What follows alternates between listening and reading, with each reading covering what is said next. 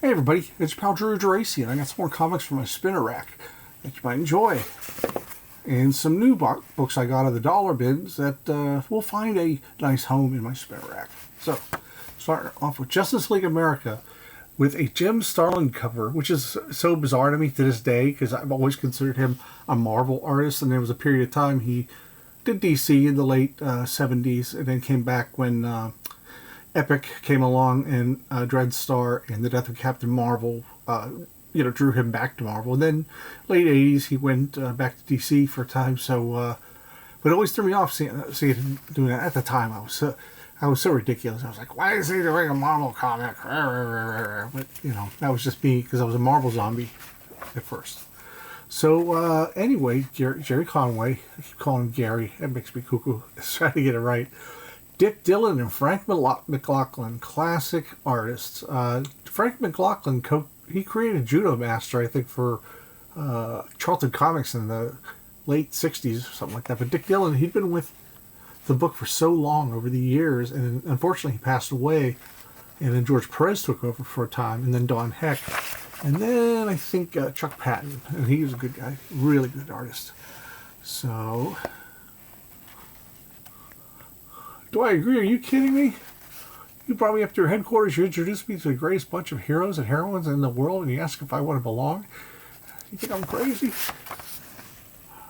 What if I say, Yahoo! When I first saw this, I was kind of curious. I was like, is that anatomically correct? And I sort of think it is. It's a tricky angle. So, what's the matter, little girl? You okay?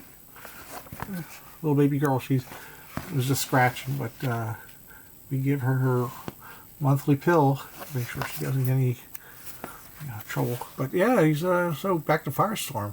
I love Firestorm. I love the original costume because it's so garish. It's so superhero, and they've done. They did one. I think Crisscross did the art for a time where I did a few pages of a fill-in issue. So there's a tornado thinking about himself. He was Mr. Self-Pity. But he was the same thing with Vision. They were pretty much came out at the same time. So beautiful artwork. I loved it. Man, I just love it. Frank McLaughlin is a great inker. He's one of those guys that people don't think when they mention inkers, but I've always enjoyed his stuff. It's like a mix of Dick Giordano and not quite sure.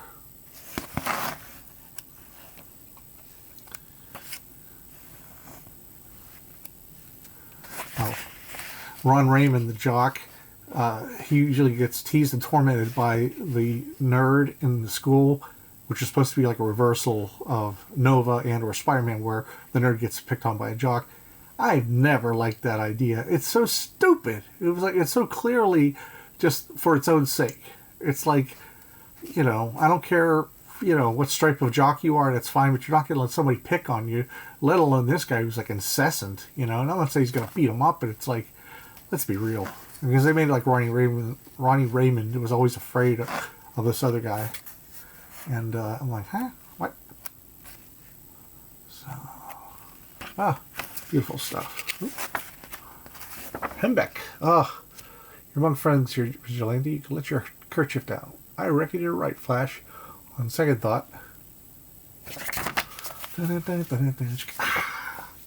Star Reach. I'd mentioned at a previous episode that I had been to a showdown in Macon, Georgia, and when my table lightened up and, aside from going to bathroom breaks, I decided to take like a 15-minute quick shop around the dealer's area, and I found this among the dollar bin books, and boy, oh boy, P. Craig Russell.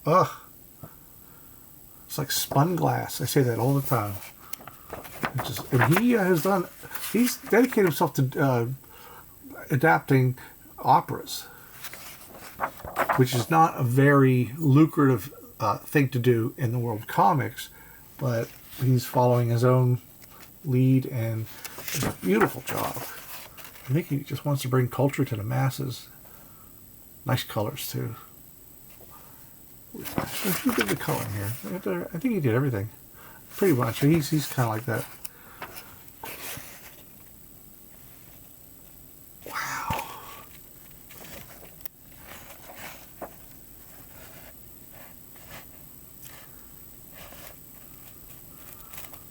And the sinews in the arms and the abs that put me in mind, like there, of Barry Windsor Smith, just a touch. Because Barry Windsor Smith predated him just a little bit. Avatar. So we get 2 chapters. They're from 2 issues of Star Reach. Star Reach was a prozine. It was a independently published magazine that had pros to create their own works and not have to worry about, not have to worry about giving away their ideas. And this is the best of them. So we have, once again, we have Rabbit Wonder and the Barbarian Bunny by Steve Lee Aloha. He seems to be a little influenced by Ralph Bakshi. Maybe a little Mike Plug.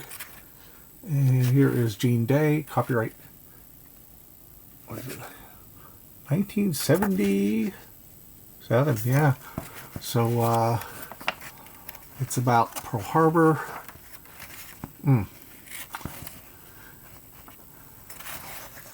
He says, this is what we were told. We were chosen. We step forward to the son of the sun, and ride the divine wind. This we were told. The bastards lied. A lettering by Dave Sims, who we of Cerebus fame. Spider-Man, Web of Spider-Man, number 10. I tell you what, the first 2 years of this book really sucked. It really did. What they did is, there's editorial mandate that this was the down and dirty, street level version of Spider-Man. And it just, to me, if you got, leave it to Daredevil. And leave it to, somebody, there's a lot of, Spider-Man's pretty damn powerful, and he's taken on a lot of foes. He took on a fucking juggernaut for crying out loud. And I think Dominic Fortune, his creator, might have done this. Howard Chaykin may have painted this cover. This looks very much like a Howard Chaykin cover. The insides are done by, it's Danny Figueroth's story, Jim Mooney on the art. The coloring is hideous because at that time they switched over from regular printing with steel plates to plastic plates, and for a time it took them a year or 2 or 3 to get that coloring right because the adjustment was just awful. It's like the reds were very garish, and then you can even see more. See right in the center there's like black areas with gray where it's not printing properly. Well, anyway, Dominic Fortune, he's very old. He was in an issue of Marvel Team Up with Spider-Man issue 120. Thank you. And he's trying to find Sabbath, his girlfriend / employer from the late 30s. We get the Shocker. That would be the coolest cosplay ever, the Shocker. I guess you could just sew a quilt. You see what I'm saying? It's like the printing is really awful. But it's a good story. It's a solid story. Danny Figueroth could always do good fill-ins on stuff like that, on established characters. I give the man credit. So, there we go. And now for a total surprise, I got out a dollar pin, which just looked like fun. Give me a second. I'm going to mix them up.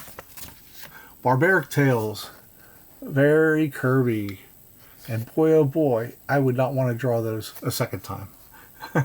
It's by Mark Panacea, who did work for X-Men in the early 90s. Did a lot of work for Marvel, I think.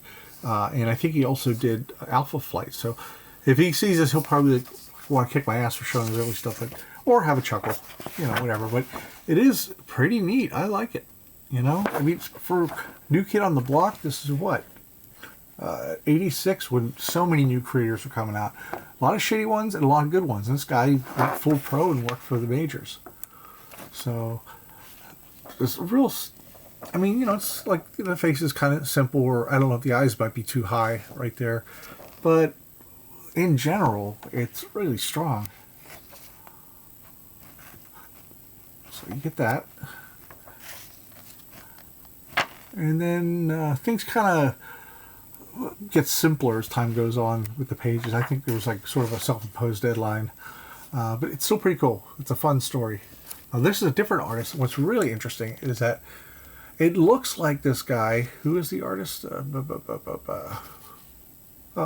a minute. Wait a minute, I thought I had it right there. Hang on, everybody. Oh, I could always look at the front cover. And it's by, let me see, Ranye Nast. I'm sorry, I can't get that right. Maybe I'm right, who knows. But what I like about this is how detailed it is. This guy's been studying some Brian Boland and Paul Gulacy. Look at all that negative space there. Like that second panel with the guy with the fin head sticking out, that's very Paul Gulacy. And even though I did like this, it's a little hard to separate the planes of field of vision because of there's sort of a mono line there instead of having a thicker line on the foreground. And but even it just puts me in mind of 2000 AD. This guy was really into both, and that's not a bad way to start. I don't know what happened to this guy since, but still really cool. And it ends on a light note, pretty quick. It's not that great, so I don't want to embarrass anybody. But I will show ROM, Space Night. Space Night. So, there's a song called Street. I can't remember how it goes. Anyway, it's from the disco era. I love how ROM's one hand is just a clump because they really didn't have any idea what they were going to do with it because the toy had come out and so it was up to Sal Buscema essentially to enhance and improve and make him more than just a simple toy. Because when this toy came out, I never saw it coming. I never saw the ad for it. It came and went really fast, like faster than the Micronauts. But it was just the toy looks like the worst toy ever. It really doesn't have hardly any articulated parts. I think just the arms, and I guess not the shoulders. So. I love this. So essentially, Bill Manilow borrows from the what is it? The Body Snatchers, and I love that idea because he's in the small town of Clareton, and he's killing dire wraiths that are occupying that area. This is one of those reprints that Marvel does. Sometimes it's so damn cool because it has the original ads. Let's see if there's any, and for the first half year, there was like a purple sheen to ROM's armor, but then it went to blue. But I kind of missed the purple. So it tells you the background. And what's interesting is he was this generation's Silver Surfer because Stan Lee had an edict that he will not have any Silver Surfer books come out that he did not personally write. So ROM comes along. It's odd that he's silver. You got the metallic character, the toy, is supposed to be kind of grayish silver, and this guy's super noble. Instead of giving himself up, his freedom up to be Galactus's herald, ROM gives up his humanity, where his life essence is basically in this cyborg figure. And way back on Galador, which was his home planet, is his what do you call essence, I guess you would call it. So, iron-on t-shirts, I remember those. So, really great stuff. And they have the both ROM Epic Collections and ROM Omnibus, which is just wonderful. Wonderful. So for our first issue, it gets you going. There's no way you can't pick up the second issue. At least in my eyes, I was like, yeah. I was getting #1 issues of books for a long time for Marvel, and not even it was for as a collector. I had no interest in like flipping them if they went up in price, and I just liked getting the first issues and see what's going on. Sometimes it grab you, just like Micronauts grabbed me from the first issue. That's it, everybody. Enjoy comics, and if you please check. If you haven't subscribed yet, please hit the subscribe button and hit the bell for notifications. And there are some people who are saying that they're not getting notifications.